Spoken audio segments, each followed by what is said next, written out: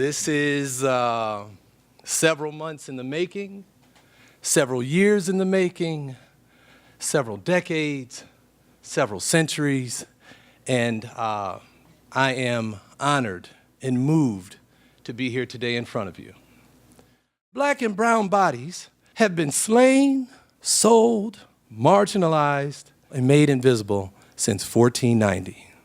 And the Black Lives Matter movement, and if there is to ever be a Black Sexual Lives Matter movement, basically we're saying stop freaking killing us. It's important that we recognize that there is a history of oppression and there is a history of marginalization that exists not only in our society, but doggone it, somebody nudged me and said to me, James, it also exists in our sexological family. So my presentation starts basically with Black lives that don't matter and what I didn't know. Because growing up in Toledo, Ohio, and then going to an HBCU, Hampton University, and then going to Kentucky for a couple of years, and then moving on to the University of Pennsylvania, and then doing 4 years clinical postgrad work, there were conversations that we never had with one another. And the reason why I say we is because I never introduced some of the conversations that we should have had with one another. So this journey starts in Rwanda last year. I was invited by NBCC, or the National Board of Certified Counselors, to come in to go to Rwanda and talk about genocide and trauma with Rwandan therapists. In Rwanda, there was a mass killing of Black folks. And the mass killing happened between the Hutu and the Tutsi tribes. So when I get there, or before I go, I'm like, well, how the hell does that happen?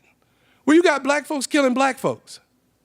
So they took us over to the Kigali Genocide Memorial, and I started to learn about what colonization is. And basically what happened in some African nations, not all, is that folks from European countries moved down to Africa because Africa was rich in resources. And what happened specifically in Rwanda is there were no tanks, there were no armies that moved in. Belgium, the Dutch, the English, the German, they sent doctors, lawyers, and politicians down. And what happened is that these individuals sold to those Black folks who had smaller noses, who had thinner lips, and who were of lighter hue. They sold to them that they were better than another set of Black folks. They got the ball rolling using propaganda in the media, and then eventually the Black folks got angry with one another and they started killing.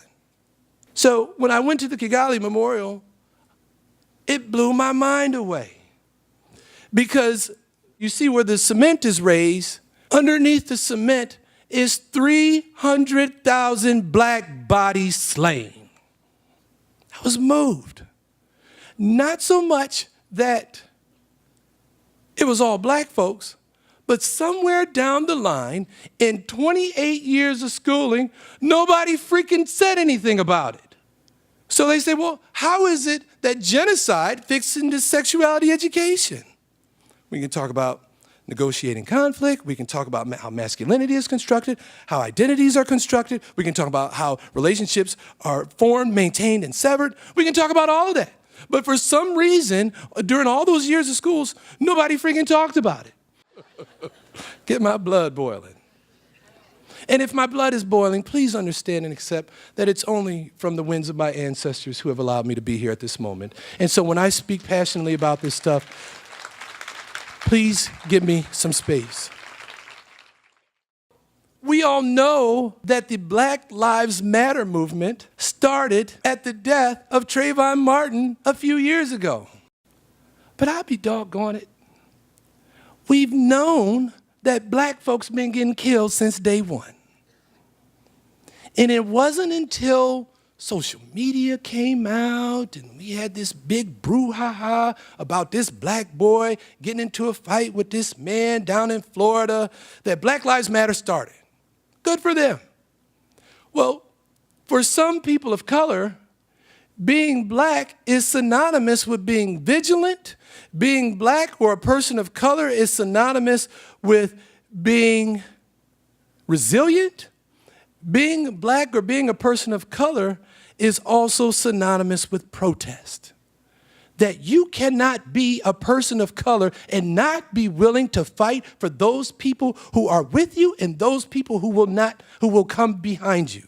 Protest only happens when there is a perceived or actual experience of inequality from a person or group who has intentionally or unintentionally been marginalized or rendered invisible. So I'm not going to protest if I think that everything is good and groovy. I'm only going to protest if I feel that my rights are unequal to your rights, or you have opportunities and I don't have opportunities. So if everything is good, then I'm not going to do anything. And what happens with protests is that it follows the assumption that those who protest are speaking the truth about marginalization and their claims are valid. So if I'm protesting, or if I have an issue with you, or you have an issue with me, I got to be able to listen to you, and I'm hoping that you can listen to me, because even though we may be sitting all in the same room, again, we may have different interpretations or different conceptualizations of what's going on. And so if I say that my experience is oppressive, and you counter with, well, no, James, no, it's not. We all sat in the same room. We all had an opportunity to a seat. Well, that assumes that I am an able-bodied person, and it was very easy for me to come down those stairs and sit in these seats. So you don't always know, or we don't always know, what's going on with the person who is sharing their authentic experience with us. And more often than not, they're asking us or inviting us to listen. When organizations form, it assumes that because we're in the field of sexology, that all of us want to be inclusive at all times. And I got a secret for us today. That ain't true. It's true that racism exists in our field because sometimes when you go to conferences or sometimes when you look at the leadership, there are very few representations of people of color. And I get phone calls saying, James, how are we going to get more black people at our conference? And so my response is, you may get them, but how you going to keep them? Because we know that race is woven with socioeconomic status. And some, or most people of color, can't afford to be here. You can't have a graduate level program and be dismissive of your student body and only talk about multicultural issues in one class. If I don't have any people of color to come into my program and teach, if I don't have any people of color from the community to come in to teach, educators, counselors, and therapists about what's going on, then what are we doing? We're doing the same thing that we've been doing ever since Quad S was formed back in 1957. And it's important for us to remember that when each reenactment happens, it can be traumatizing, which is what happened to me 20 years ago when I decided to duck out of the field. There is no way in hell I was going to spend my money to go and pay and see no one who didn't look like me talk to me about what I should or should not do. It's not happening. So until we can get beyond our own personal trauma and be willing to listen to one another and not internalize that when we talk about race or social justice, I'm not talking about you or you or you or you or you. I'm talking about the entire system. And all of us contribute to the system that's dysfunctional. So I want to say thank you for being patient with me and allowing me to come and speak. You can learn more about me at drjameswadley.com. And please become a member because it's pretty cool.